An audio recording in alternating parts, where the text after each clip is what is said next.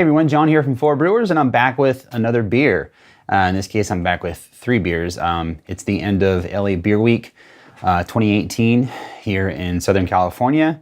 And so I decided I had a couple LA beers hanging out in my cellar, and I picked one up. That's a freshie. So we're gonna do 3 LA brewery beers this time. I'm gonna try to keep it quick because it is 3. So we have Expatriate from Three Weavers out of Inglewood. We have Ghetto Bird from Monkish out of Torrance. And we have Bourbon Barrel Aged Infinite Wishes from Smog City, also out of Torrance. Let's start with Expatriate. This is, I believe, an IPA. Yeah, IPA, 6.9% alcohol by volume. I don't have any details on the hops, but I do know that it's a tasty beer. So let's give this puppy a pour.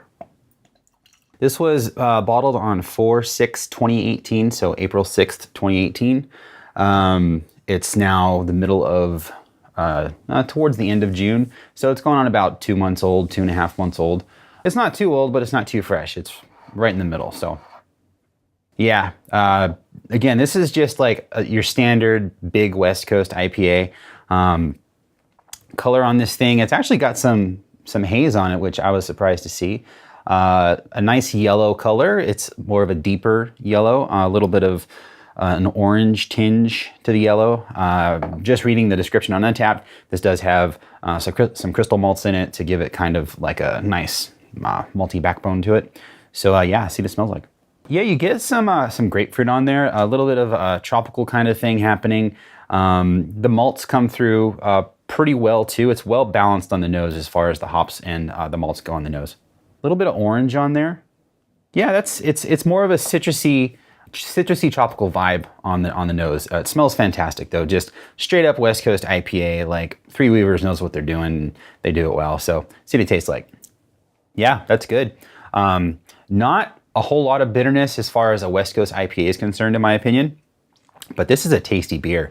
The malt character you get from this and like the balance of the bitterness with the hops and the sweetness, it's all perfect. Like this is definitely a beer that's been dialed in over the years, and it shows because easy drinking for a 7% alcohol beer. It's really refreshing and just tasty. Again, the flavor matches the aroma. You get some citrus notes on there. Again, not over the top bitterness. It's well balanced. It's just a tasty, tasty beer. So this was great. We're going to move on now to Ghetto Bird from Monkish Brewing Company. And I'm going to have to grab another glass. So hang tight. Okay, so Ghetto Bird from Monkish Brewing Company. This is a farmhouse grisette beer.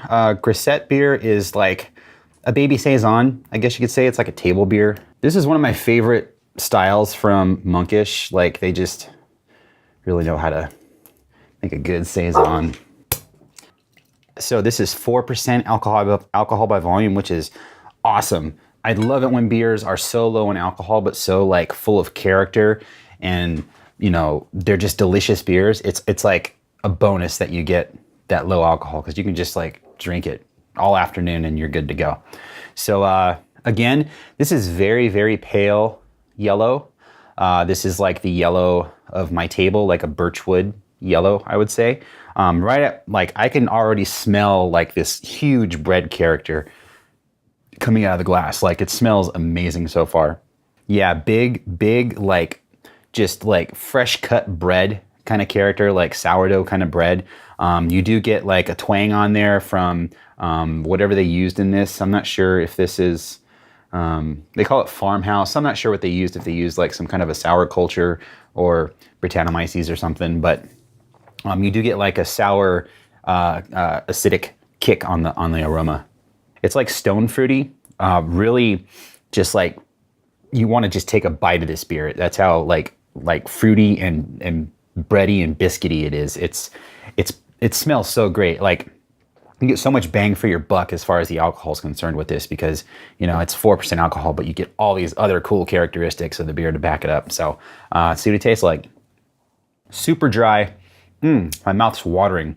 Like it's got this perfect balance of dryness to tartness, I would say. The acidic bite on this, It's great. It's similar to taking a bite from a piece of citrus fruit. Like you get like a sugariness kind of from it, super dry finish. It's flavorful. I would say the malt doesn't come through as much in the flavor as it does on the aroma, as far as like it had that big bready thing happening.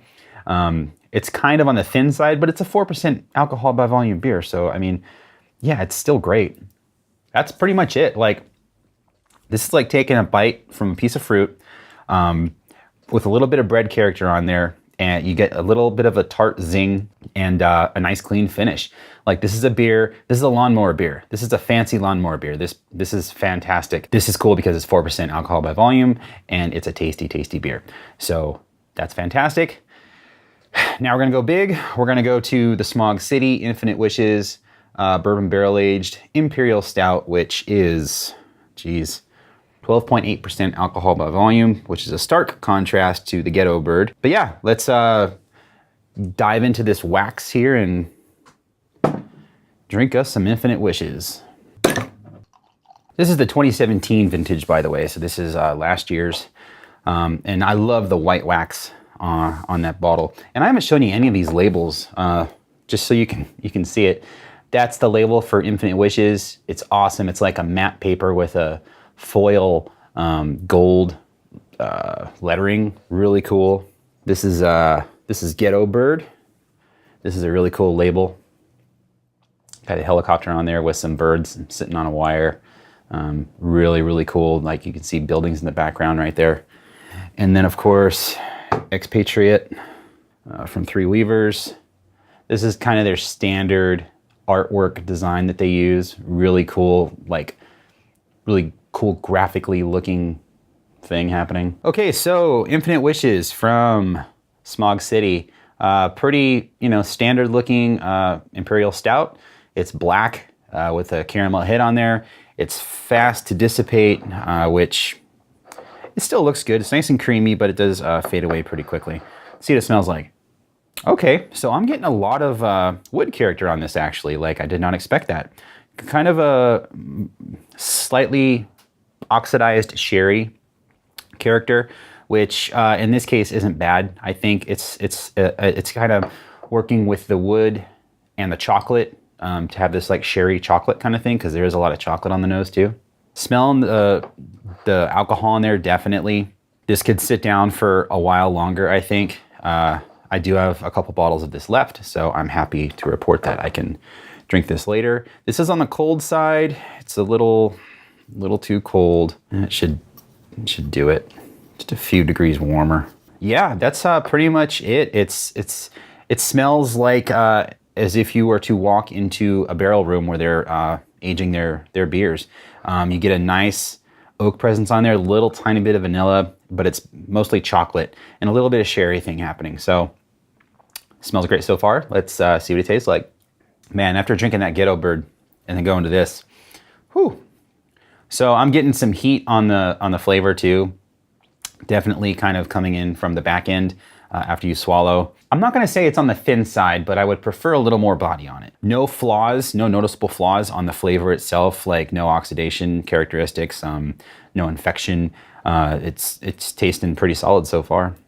I'm getting a lot more sweetness than I remember. Like, I feel like it's a little too sweet. It's a little on the thin side, but I don't know how to fix that. Like, it's not, I mean, you do need some body and some sweetness in there, but I think it's lacking mouthfeel and body, and it's a little on the thin side.